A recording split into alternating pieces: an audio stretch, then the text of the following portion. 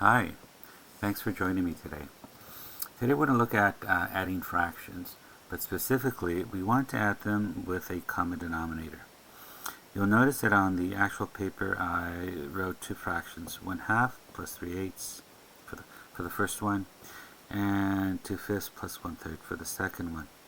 Before we start, I want you to notice in number 1, the 1/2.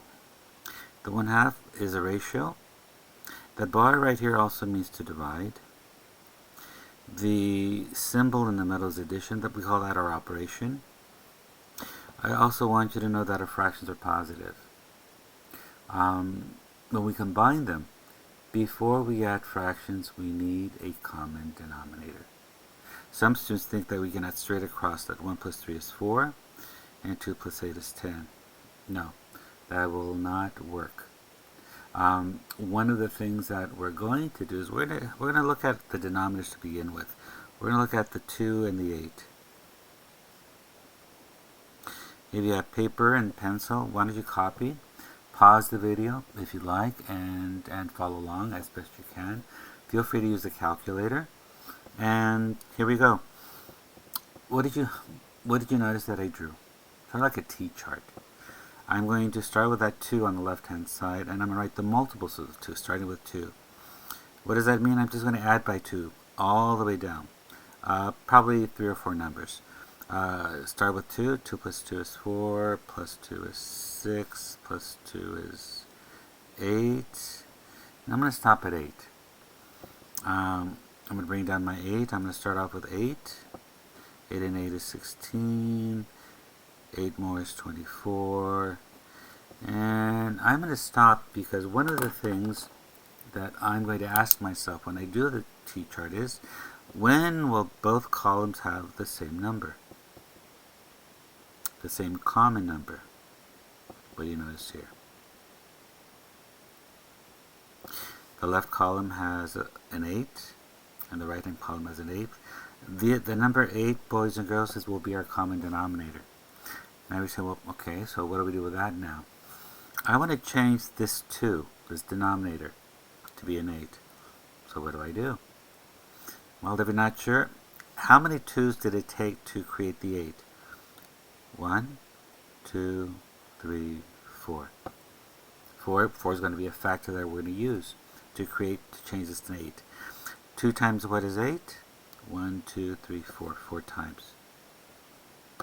But you're going to notice that whatever I do on the bottom, I'm going to multiply on the top. Why? 4 over 4 is 1, and it's not going to change the value of my fraction. Well, if I want my denominator to be 8, what do you notice right here? It's already 8. I'm not going to change anything else. Focus right here on the left. If I were to ask you to multiply, what would you get on the top? 4. Denominator 8. What do you see right here? 3/8. Question for all of you. Do we have the same denominator? Absolutely. Can I combine them? Absolutely. The rule is when you add fractions, add the numerator, what do we get? What's our common denominator? Some students make the mistake and they believe that 8 plus 8 will be 16, but we're not going to put 16. We keep the same common denominator. Question for all of you. What kind of fraction is my answer? And if you're not sure, it's right here. Repeat after me. Common fraction. And if you're saying, so what's a common fraction? It's any answer that is less than 1. More than 0, but less than 1 is our common fraction. Well, before I forget, notice over here on the right-hand side, I listed a vocabulary table or chart for us. Terms and words that we're going to use and apply when we work with fractions, especially addition. Numerator, top part. Denominator, bottom part. Ratio is a comparison of 2. It's just a fraction. Division, the fraction bar, boys and girls. Common fraction, any fraction less than 1.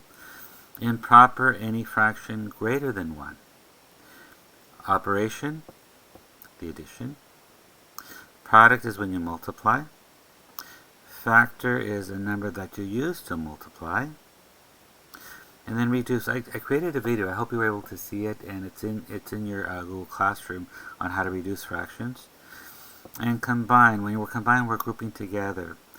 Another word for addition is to combine. Okay? Are you with me? Let's go to the next one. We have 2/5 plus 1/3. I'm going to make my T-chart. I'm going to write my 5, and I'm going to start listing multiples of 5. 5, 10. How do I get these numbers? I add by 5s. Or 5 times 1 is 5, 5 times 2 is 10, 5 times 3 is 15. I'll do one more. 5 times 4 is 20. I'm going to do the same thing on this side. I'm going to start with a 3. I'm going to list the multiples of 3, or I'm just basically going to add by 3. 3 and 3 is 6. 6 and 3 is 9. 9 and 3 is 12. 12 and 3 is 15. Question for all of you. When do I stop? We're going to stop when you see a common multiple in each one of these columns. Have you spotted it yet? 15 and 15. Question for all of you. I want to change this denominator to 15. How many 5s does it take to create 15? 1, 2, 3. I'm going to multiply top by 3, bottom by 3. How many 3s did it take to get 15? 1, 2, 3, 4, 5. I'm going to multiply my denominator by 5 here, and my numerator by 5. I'm running out of space, so I'm going to write here beneath the actual chart, you guys. Focus on what I wrote here. Multiply those numbers for me. What do you get? 3 times 2, 6. 3 times 5, 15. 1 times 5, 5.